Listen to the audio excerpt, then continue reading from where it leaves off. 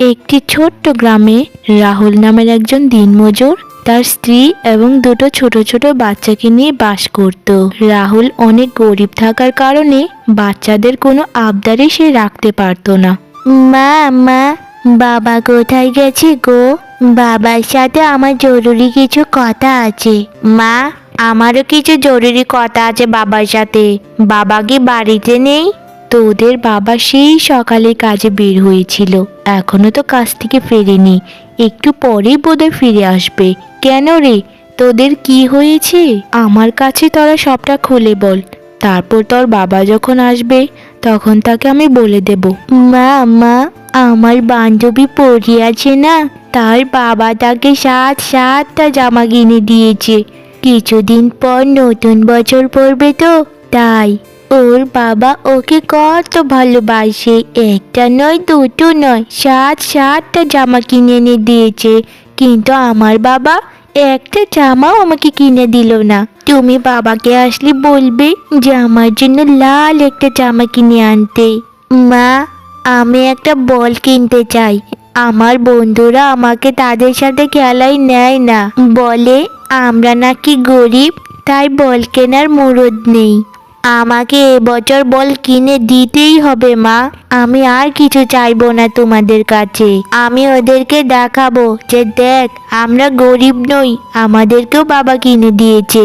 একটা নতুন জামা আর একটা বল কিনা কি চারটেখানি কথা রে পারুল পলু। তোরা যেগুলোর কথা বলছিস ওগুলো তো বড় লোকেরা কিনতে পারবে, আমাদের মতো গরিবেরা এগুলো স্বপ্নেও কল্পনা করতে পারবে না। আর তোদের বাবা তো বড় লোক নয় রে, তোর বাবা একজন দিনমজুর, আনবে কোথা থেকে বলতো? কিন্তু তোর বাবা আসলে আমি বলে দেবক্ষণ। আচ্ছা, এখন যা তোরা, সকাল থেকে তোরা তো কিছু খাসনি, কিছু খেয়ে নে। রান্না করে তোদের জন্য খাবার বেড়ে রেখেছি। তুমি কি কাজে চলে যাচ্ছ?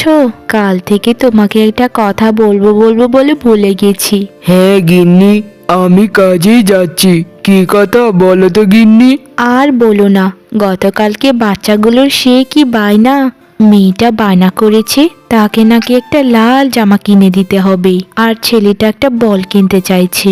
আমি বলেছি যে তোর বাবার তো অত সামর্থ্য নেই যে তোদেরকে কিনে দেবে। তারপর আমাকে বলছে যে কিছুদিন পর নতুন বছর উপলক্ষে তাদের নাকি এগুলো লাগবেই লাগবে। তারপর আমি আর কিছু বলিনি ওদেরকে। গিন্নি, এই মন্দার বাজারে একটা জামা আর একটা বল কিনা তো চারটেখানি কথা নয়। প্রত্যেক দিন দিনমজুরের কাজ করে কিছু টাকা পাই, সেগুলো দিয়ে খাবার কিনতে কিনতেই সব টাকা খরচা হয়ে যায়। তবে আমি আপ্রাণ চেষ্টা করব যেন ছেলে মেয়ে দুটোকে একটা বল আর একটা জামা কিনে দিতে পারি। সারাটা বছরই তো তোমরা ছিঁড়ে ফেলা জামা পরে থাকো, আমি দেখি কি করা যায়। আচ্ছা গিন্নি, আমি তাহলে আসি, কাজে যেতে দেরি হয়ে যাচ্ছে। এই বলে রাহুল কাজে চলে যায়। রাহুল উপরে উপরে কিছু প্রকাশ না করলেও ভিতরে সে অনেক কষ্ট পেত, কারণ তারা সবাই সবসময় ছিঁড়ে ফেলা কাপড় পরে থাকতো। রাহুল সেদিন তুলনামূলক অনেক বেশি কাজ করে, কারণ সে চাইতো যে তাদের সন্তান এবং স্ত্রীর নতুন বছরটা একটু ভালোভাবে শুরু হোক। রাহুল সারাদিনের থেকেও বেশি কাজ করে অল্প কিছু টাকাই পায়। আমি জানি না এই টাকাগুলো দিয়ে কি বাচ্চাগুলোর চাহিদা পূরণ হবে কিনা, কিন্তু আমি বাবা হয়ে তাদের কখনোই মনটা ভাঙবো না। তাদেরকে আজকে বাজারে নিয়ে যাব, বাজারে গিয়ে দেখি অল্প দামের মধ্যে কিছু কিনতে পাওয়া যায় কিনা। বাবা, আমার জন্য কি বল কিনে এনেছো? কই দাও বলটা। বাবা, আর আমার জন্য লাল জামা কিনে এনেছো? কোথায় জামাটা, একটু দেখাও। এবার আমি পরীকে দেখিয়ে দেব যে তোর বাবাই শুধু তোকে জামা কিনে এনে দেয় না, আমার বাবা আমাকে জামা কিনে এনে দেয়। মা পারুল, বাবা পলু, তোদেরকে আজকে আমি বাজারে নিয়ে যাব, তোদেরকে সাথে করেই ওগুলো কিনবো, কেমন? চল পারুল পলু, আমরা কিছু খেয়ে তারপর বাজারে যাই। পারুল পলু অনেক ছোট থাকার কারণে তার বাবার কষ্টটা তারা সহজে উপলব্ধি করতে পারতো না। আচ্ছা বাবা, আচ্ছা বাবা। কিছুক্ষণ পরে পারুল আর পলুকে নিয়ে তার বাবা বাজারে যায়। পারুল পলুর চোখে ছিল এক রাশ খুশি, কারণ তারা নতুন বছরের উপহার কিনতে যাচ্ছিল। Welcome to our shop sir. আপনাদেরকে কিভাবে আমরা সাহায্য করতে পারি স্যার বলুন? এখানে বিভিন্ন রকমের জামা কাপড় আছে, চাইলে আপনারা যে কোনোটি নিতে পারেন। নতুন বছর উপলক্ষে এখানে স্পেশাল ডিসকাউন্ট চলছে। দেখ তো মা পারুল, তোর কোন জামাটা পছন্দ হয়? পারুল খুব ভালো মতো খুঁটিয়ে খুঁটিয়ে সকল জামাই দেখছিল। তারপর তার চোখ যায় একটি লাল জামার উপর। জামাটি দেখতে দারুণ ছিল। ও ও ওই তো বাবা, ওই লাল জামাটাই আমার লাগবে। ওই লাল জামাটা আমি নিতে চাই বাবা। ভাই, ওই লাল জামাটার দাম কত? ওটার প্রাইস বেশি নয় স্যার, ওটার দাম মাত্র 1,000 টাকা। আর আমরা নতুন বছর উপলক্ষে 50% ছাড়ে দিচ্ছি, তো তাই 500 টাকাতেই পেয়ে যাবেন এই জামাটা। জিনিস কিন্তু অনেক ভালো। তা স্যার, এটা কি আমি প্যাক করে দিব? বাবা, তুমি কিছু বলছো না যে? জামাটি নিয়ে নাও। ভাই, আমার কাছে কিছু টাকা কম আছে, তো তাই জামাটা আপনি একটু রেখে দিন। আমি কিছুদিনের মধ্যে জামাটা খুব তাড়াতাড়ি এখান থেকে নিয়ে যাব। দয়া করে এই জামাটা কাউকে বিক্রি করবেন না ভাই। আচ্ছা স্যার, এই জামাগুলো আমাদের স্টকে অনেক আছে, কিন্তু তাড়াতাড়ি যদি না নেন তাহলে স্টক আউট হয়ে যেতে পারে, তাই যত তাড়াতাড়ি সম্ভব নিয়ে যাবেন। রাহুল তার মেয়েকে অনেক বুঝিয়ে সুঝিয়ে তারপর তারা একটি বলের দোকানে যায়। এই তো বাবা, এই বলটাই আমার লাগবে। এই বলটাই তো পল্টুরা খেলছিল, এটাই কিনে দাও বাবা। তা ভাই, এই বলটার দাম কত? এই বলটার দাম বেশি নয় ভাই, এই বলটার দাম মাত্র 350 টাকা। কিন্তু দামাদামি আমি করবো না, 300 টাকা দিলে দিয়ে দেব। দোকান আমার ছোট হলে কি হবে, আমার সকল জিনিস শহরের বড় বড় জায়গা থেকে আনা। আচ্ছা ভাই, এই বলটা আমি কিছুদিনের মধ্যে নিয়ে যাব। দয়া করে এটি কাউকে বিক্রি করবেন না। যত তাড়াতাড়ি সম্ভব বলটা নিয়ে যাবেন, না হলে কিন্তু এটা বিক্রি হয়ে যাবে। পরে কিন্তু আমার কিছু করার থাকবে না, এই বলে দিলুম। এভাবে দু একদিন কেটে যায়। হঠাৎ করে রাহুলের স্ত্রী অসুস্থ হয়ে পড়ে। এতে রাহুলের মাথায় আকাশ ভেঙে পড়ে, কারণ প্রতি ঘন্টায় তার অসুখটা শুধু বেড়েই যাচ্ছিল। গিন্নি, হঠাৎ করে তোমার কি হয়ে গেল? বৌদ্ধর থেকে ওষুধ এনে খাইয়েছি, তবুও তো তুমি সুস্থ হচ্ছ না।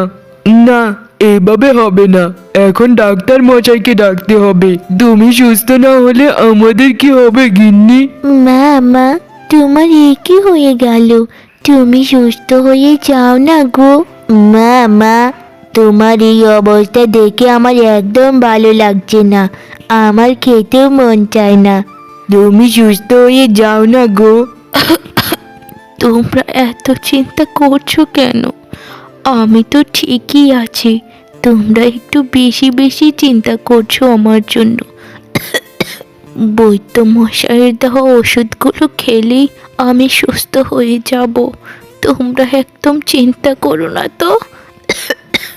কিন্তু কিছু ঘন্টা পর থেকে রাহুলের স্ত্রীর শরীর আরো খারাপ হতে থাকে।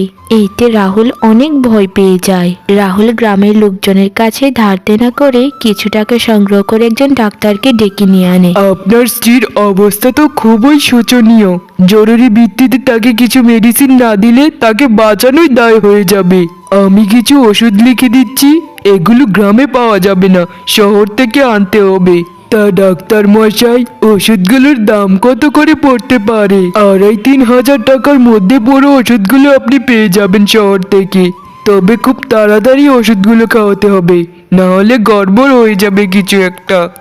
আপাততের জন্য কিছু ওষুধ আমি দিয়েছি, একটু ভালো আছেন উনি এখন, কিন্তু আমার দেওয়া ওষুধের কাজ একটুখানি চলবে। আপনি ওষুধগুলো শহর থেকে এনে আমাকে খবর দিবেন, আমি তারপর তার চিকিৎসা শুরু করব।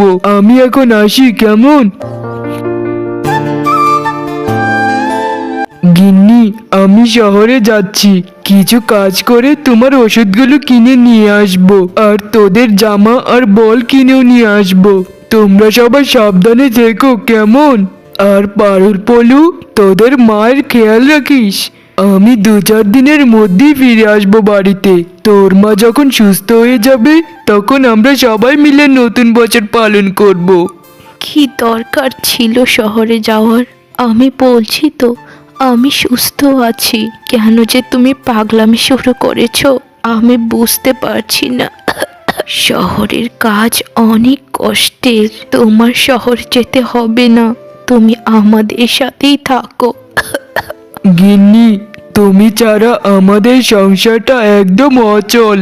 যেদিন থেকে অসুস্থ হয়ে পড়েছো সেদিন থেকে বাচ্চাগুলোর মনেও আনন্দ নেই কোনো। আমারও কাজে একদম মন বসছে না। গিন্নি, আমার দেরি হয়ে যাচ্ছে, আমি আসি। এই কথা বলে রাহুল শহর যাওয়ার উদ্দেশ্যে ঘর থেকে বেরিয়ে পড়ে। পারুল বলু, যা, রান্না করে দুটো ভাত রাখা আছে, ওগুলো খেয়ে নে। আমাকে তোরা ক্ষমা করে দিস রে পারুল বলু, ঠিক মতো তোদের খেয়াল রাখতে পারছি না। রাহুলদের গ্রাম থেকে শহরে গাড়িতে করে গেলে অনেক টাকা খরচা হয়ে যাবে, আর রাহুলের কাছে ওরকম টাকাও ছিল না, যার জন্য রাহুল পায়ে হেঁটেই শহরে রওনা দিয়ে দেয়। রাহুল তার স্ত্রীকে অনেক ভালোবাসতো, যার জন্য রাহুলের স্ত্রী অসুস্থতার পর থেকে রাহুলের মন অনেক খারাপ থাকতো। অবশেষে দীর্ঘ একদিন পর পায়ে হেঁটে রাহুল শহরে পৌঁছে যায়। শহরে পৌঁছে রাহুল এদিক সেদিক কাজ খুঁজতে থাকে। অবশেষে শহরের একটা রাইস মিলে রাহুল কাজ পায়। সেখানে সে অধিক সময় ধরে কাজ করতে থাকে, যেন সে কিছু টাকা বেশি রোজগার করতে পারে। দুই একদিন পর নতুন বছর তো, তাই আমাদের কোম্পানি থেকে শ্রমিকদেরকে একটু বেশি টাকা দিচ্ছে, যেন শ্রমিকরা তাদের পরিবার পরিজন নিয়ে একটু ভালোভাবে নতুন বছর উদযাপন করতে পারে। তোমাকে আমরা বেশ কিছু টাকা বাড়িয়ে দিয়েছি, তোমার কাজ দেখে আমরা অত্যন্ত খুশি হয়েছি। যাও, পরিবার পরিজন নিয়ে আনন্দে নতুন বছর উদযাপন করো।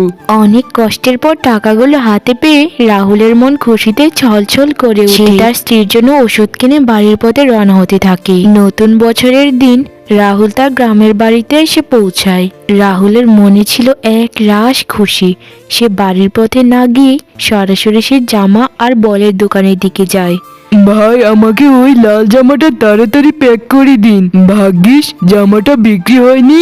ভাই, ওই বলটা আমাকে তাড়াতাড়ি দিন। যাক, বলটা দেখা যায় বিক্রি হয়নি। রাহুল বাড়িতে গিয়ে দেখতে পায় তার দুটো ছোট ছোট বাচ্চা তার মাকে সামনে রেখে খুবই কান্নাকাটি করছে। সে কিছুই বুঝতে পারেনি প্রথমে।